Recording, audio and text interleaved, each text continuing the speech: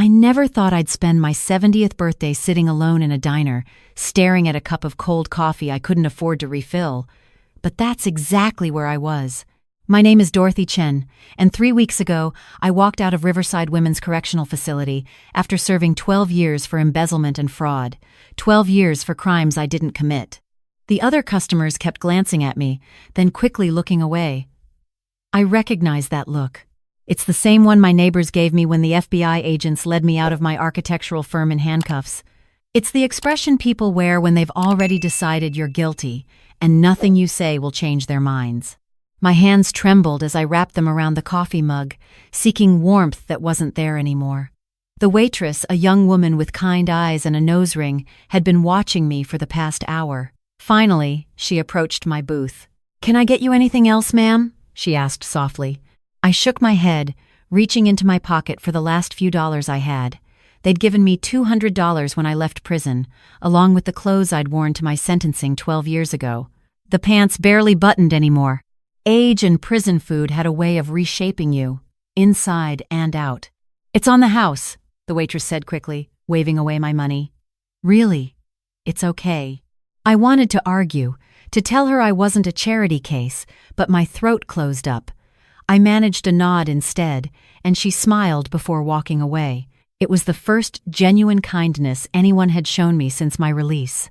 Outside, the world looked different. Everything was faster, shinier, more complicated. People walked with their faces buried in phones that looked nothing like the devices I remembered. Cars drove themselves, or at least that's what it seemed like.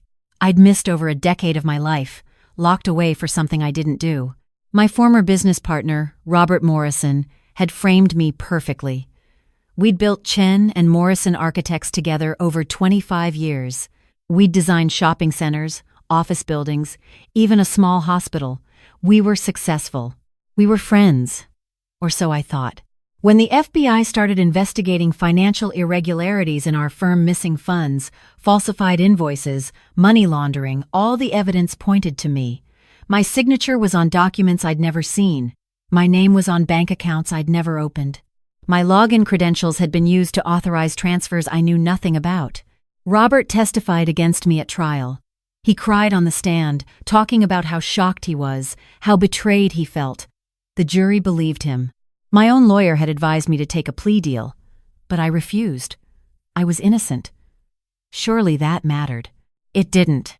The day after my conviction, my husband Gerald filed for divorce. Our son Marcus, who was 24 at the time, stopped taking my calls. I understood, or tried to. The shame of having a mother in federal prison, the whispers, the judgment.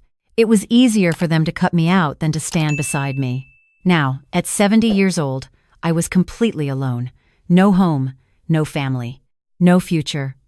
I had a supervised release officer I had to check in with twice a week, and a long list of places I couldn't go and things I couldn't do.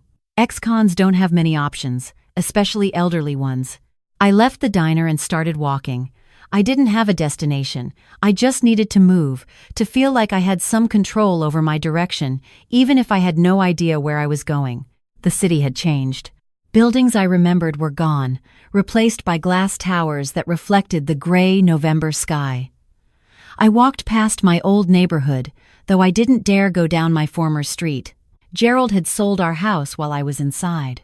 Someone else lived there now. Probably had no idea about the family that had fallen apart within those walls. Eventually, I found myself at Mercy General Hospital.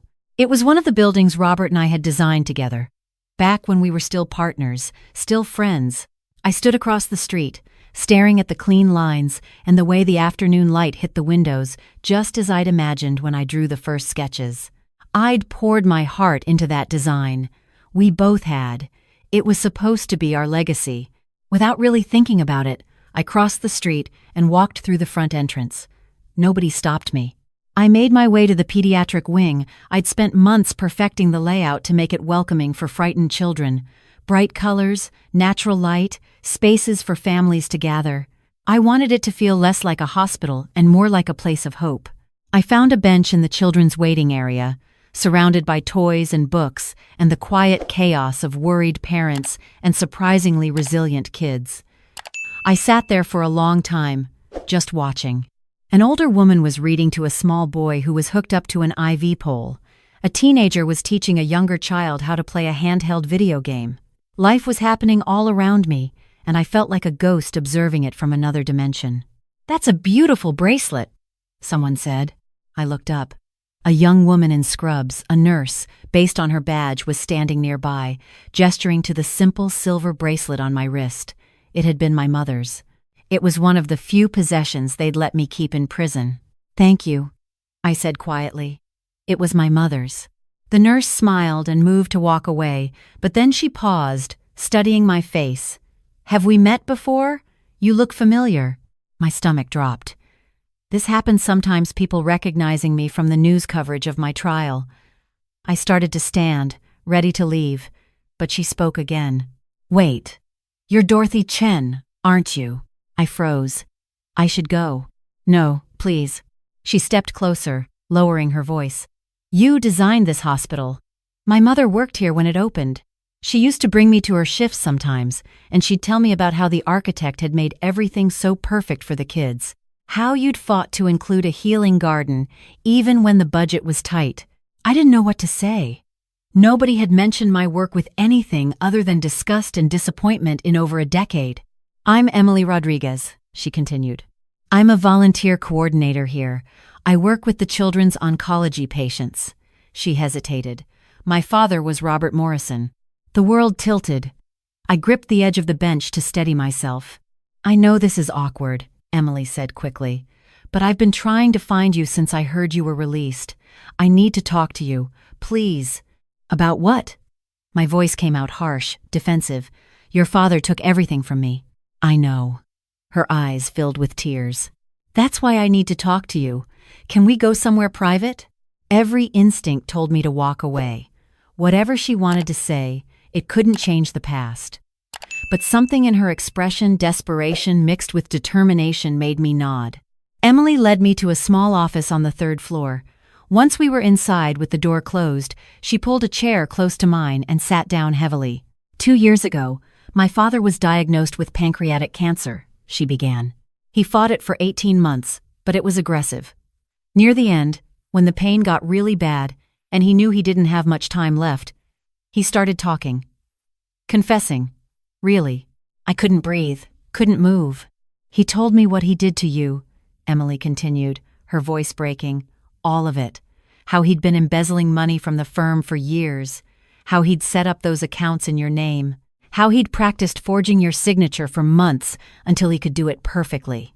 He showed me everything, documents he'd kept hidden, passwords to encrypted files, a notebook where he detailed every step of his plan. I felt like I was underwater, drowning in words I'd waited 12 years to hear, but never truly believed I would. "Why?" I whispered. "Why did he do it?" Emily wiped her eyes. "Gambling debts. He'd gotten in deep with some dangerous people. He took the money to pay them off, but then he couldn't stop. The lies built on lies. When the FBI started investigating, he knew he'd go to prison. So he made sure you did instead. And you've known this for 2 years?" Anger crept into my voice. "You let me stay in prison, lose everything, while you kept his secret?" "No!" Emily leaned forward urgently. "I didn't know while he was alive. He made these recordings, video confessions. He told my mother to give them to me after he died. He said he didn't want me to have to lie for him while he was alive, that he couldn't burden me with the truth. So my mother waited. She gave me the recordings at his funeral. 2 years ago," I repeated flatly. "I was terrified," Emily said. "I was 20 years old. My father had just died. My mother was devastated.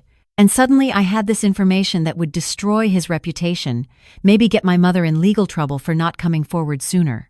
Everyone thought he was this successful architect who'd been betrayed by his business partner. Revealing the truth would change everything. So you did nothing." "I did nothing," she confirmed, shame evident in every word. "I told myself it wouldn't bring back your lost years, that it would only hurt more people. I rationalized it in every way possible, but the truth is, I was a coward. I chose my comfort over your justice." We sat in silence. I should have felt vindicated, triumphant even, but I just felt tired.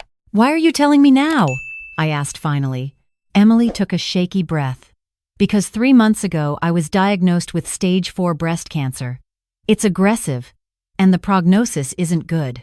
I've been doing chemotherapy, but it's not working the way we hoped. She pulled back her sleeve to show a port in her arm.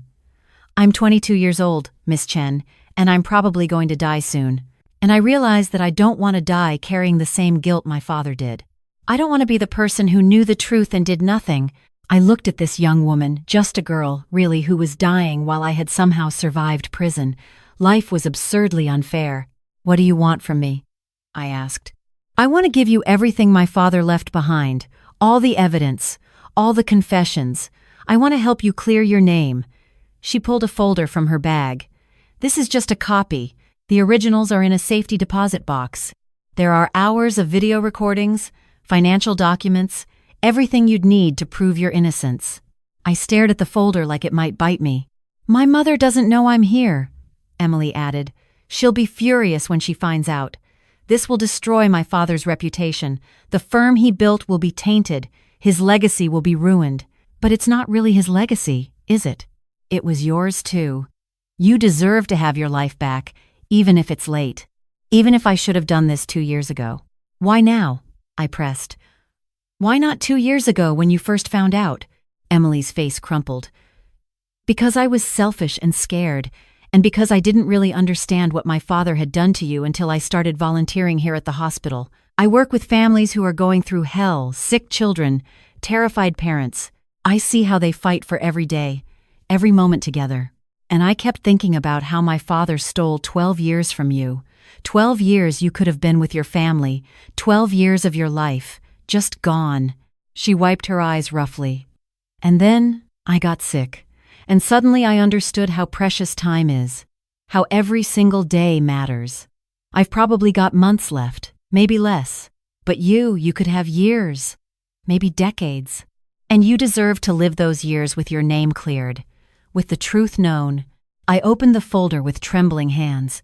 Inside were bank statements, forged documents with my signature, emails from accounts I'd never accessed, and photos, stills from videos, showing Robert at his desk, looking gaunt and hollow-eyed, presumably recording his confession.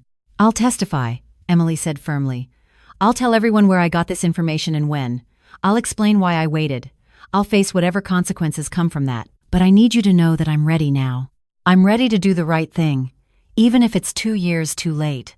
I closed the folder carefully. I need time to think about this. Of course. Take all the time you need. Emily wrote something on a piece of paper. This is my cell phone number. Call me anytime, day or night. When you're ready. I took the paper and stood up. My legs felt weak, but I managed to walk to the door. Then I turned back. Emily? Yes? Thank you for telling me. Even if it was late. Even if you were scared. Thank you. She nodded, tears streaming down her face. I'm sorry I didn't do it sooner. I'm so sorry. I left the hospital in a daze, the folder clutched against my chest like a lifeline. I walked for hours, my mind spinning. The evidence Emily had given me was exactly what I'd needed 12 years ago. It would prove my innocence. It would clear my name. But was it enough? Could anything really give me back those lost years? I thought about Gerald, who'd moved on with his life. About Marcus, my son, who'd made it clear he wanted nothing to do with me. About the career I'd built, the reputation I'd earned, all destroyed because of Robert's greed and cowardice. That night, I slept on a bench in a park because I had nowhere else to go. I'd been trying to get into a halfway house, but there was a waiting list. The folder stayed tucked inside my jacket, close to my heart. In the morning, I made my decision. I called the number Emily had given me. Hello? Her voice sounded weak, tired. It's Dorothy Chen. I want to do this. I want to clear my name, but I need your help with something first. Anything, Emily said immediately. I need a lawyer. Someone who'll take this case and fight. Do you know anyone? My oncologist's husband is a criminal defense attorney. A good one. I'll call him today. Thank you. There was a pause. Then Emily asked, Miss Chen, are you okay? Do you have somewhere to stay? I almost lied. Pride, dignity, all the things that had kept me going through 12 years of prison, they demanded that I say yes, that I pretend I was fine. But something about Emily's genuine concern broke through. No, I admitted, I don't. Come to my apartment, she said without hesitation. I have a spare room. I live alone well, with my cat, and I could use the company. Honestly. Chemo makes me feel awful, and it's lonely going through it by myself. I couldn't impose. You're not imposing. I'm offering. Please. Let me do this one small thing to begin making up for the enormous thing my father did. That's not your responsibility. Maybe not, but it's what I want to do. Will you let me? I thought about the bench I'd slept on, the cold that had seeped into my bones, the looks from people passing by. Yes, I said quietly. Thank you. Emily lived in a small apartment on the west side of town. It was cluttered but clean, filled with books and plants and photos of a golden retriever that had apparently passed away the previous year. The spare room had a twin bed, a small dresser, and a window that looked out onto a courtyard where children played. It's not much, Emily said apologetically. It's perfect, I replied honestly. It was the first real bed I'd slept in since before prison, the first private room, the first place that felt even remotely like home. Over the next few days, Emily introduced me to her oncologist's husband, Nathan Kirkland. He was a serious man in his 50s who'd built a reputation for taking on difficult cases. He reviewed Emily's evidence with careful attention, asked hundreds of questions, and finally leaned back in his chair. "This is solid," he said. "Really solid. With Emily's testimony and these documents, we can file a motion to vacate your conviction. It won't be fast, the legal system never is, but I'm confident we can clear your name." "How long?" I asked. 6 months, maybe. Could be less if we get lucky with the judge assignment and the prosecution doesn't fight too hard. Could be longer if they do. He looked at Emily. "You understand you'll be under a lot of scrutiny?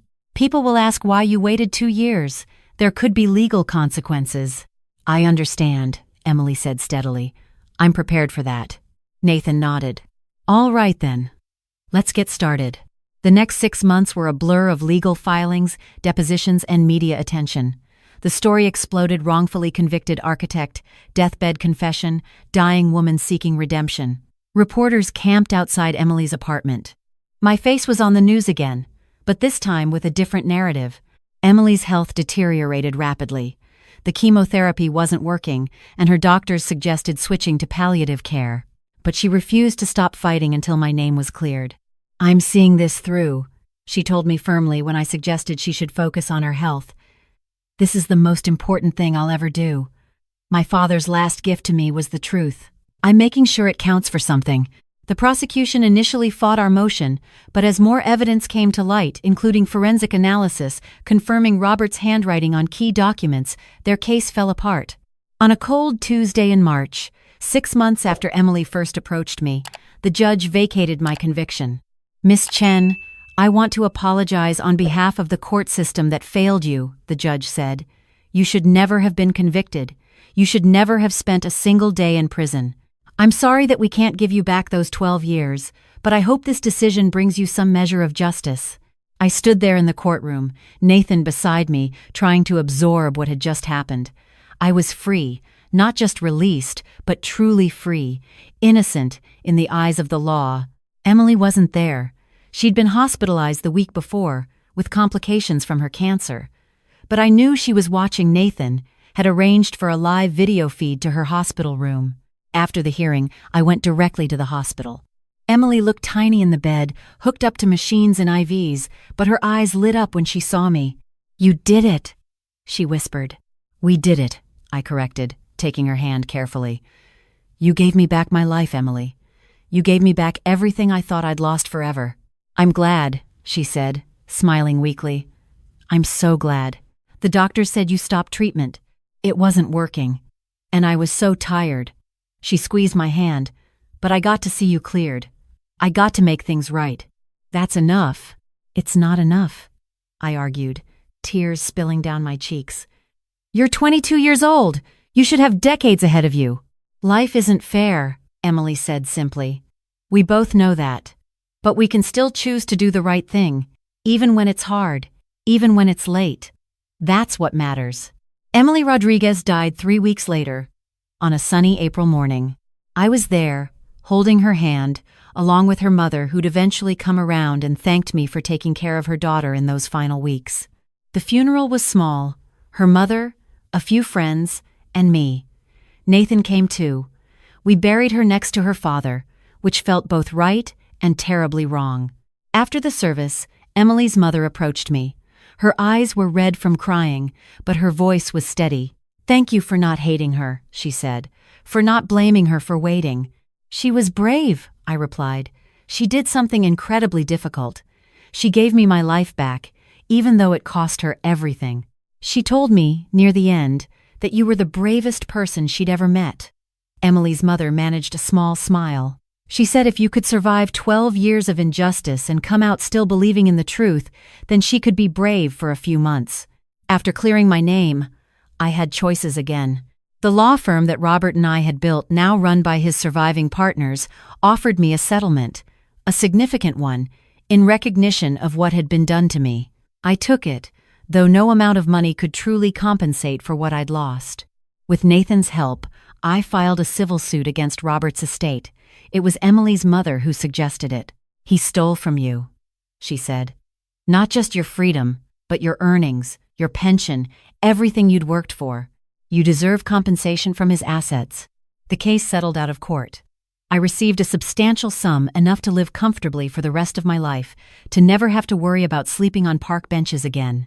But money wasn't what I really wanted. What I wanted was my son. Marcus had seen the news coverage, of course. Everyone had. But he hadn't reached out, hadn't called or sent a message. So I called him. "Hello?" His voice was deeper than I remembered, more mature. He was 36 now, no longer the young man who'd turned his back on me. "Marcus, it's your mother." Silence. Then, I saw the news. "I was innocent," I said, my voice shaking. "I was always innocent." "I know." More silence. "I should have believed you. I should have stood by you. But I was scared and angry, and I'm sorry, Mom. I'm so sorry." "Can I see you?" I asked. "Please?" "Yes," he said immediately. "Yes, please." We met at a coffee shop, a real one, not the diner where I'd spent my first night after release. Marcus brought his wife, Jennifer, who I'd never met, and they brought someone else. "Mom," Marcus said nervously, "this is Emma, your granddaughter. She's 7. I stared at this beautiful little girl with my son's eyes and felt my heart crack open. I'd missed so much: her birth, her first steps, her first words, 7 years of her life, gone. "Hi, Emma," I managed to say. "Hi, Grandma," she replied shyly. "Daddy said you're an architect. That's someone who designs buildings, right?" "That's right." "That's so cool. I like building things too. Daddy and I build things with Lego." Over coffee, Marcus and I began the long, difficult work of rebuilding our relationship. He apologized, over and over, for abandoning me. I apologized for the burden my conviction had placed on him. We talked about the years we'd missed, the hurt we'd caused each other, the love that had somehow survived despite everything. It wasn't easy. Some days were better than others, but we kept showing up, we kept trying. 3 months after Emily died, I got a letter from her mother. Inside was a key and a note. "Emily wanted you to have this," the note read. "It's the key to the safety deposit box where she kept all the original evidence. Inside, you'll find one more thing, something she made for you before she got too sick. She never told me what it was, just that she wanted you to have it after she was gone." I went to the bank the next day. Inside the safety deposit box, along with all the documents that had cleared my name, was a DVD with my name written on it in Emily's handwriting. At home, I put the DVD in my laptop. Emily's face appeared on the screen. She looked healthier than in those final weeks, but still tired, still bearing the marks of her illness. "Hi, Miss Chen," she said. "If you're watching this, then I'm gone. I wanted to leave you something more than just evidence and testimony. I wanted to leave you this." The video cut to footage of Emily interviewing people. I recognized Nathan, Emily's mother, even the nurse who'd first introduced us. But there were others too, people I didn't know. "I spent the last few months talking to people whose lives your buildings touched," Emily continued in voiceover. "The hospital where we met, the community center in downtown. the affordable housing complex you designed. I wanted you to know what your work meant to people. What you meant to people. One by one, strangers told stories. A woman whose premature daughter had been cared for in the pediatric wing I'd designed, in one of the rooms I'd fought to fill with natural light. A teenager who'd found community and purpose at the center I'd built in an underserved neighborhood. An elderly man living in affordable housing I'd designed to be dignified and beautiful, not institutional. Your father took 12 years from you, Emily said, appearing on screen again. He took your reputation, your career, your family. But he couldn't take this. He couldn't take the good you did in the world. That's still there. It's always been there. And I wanted you to see it, to remember it, to know that your life meant something important, even during those years when nobody recognized it. The video ended with Emily looking directly into the camera. She was crying. I'm sorry I waited so long. I'm sorry you spent even one extra day in prison because of my cowardice.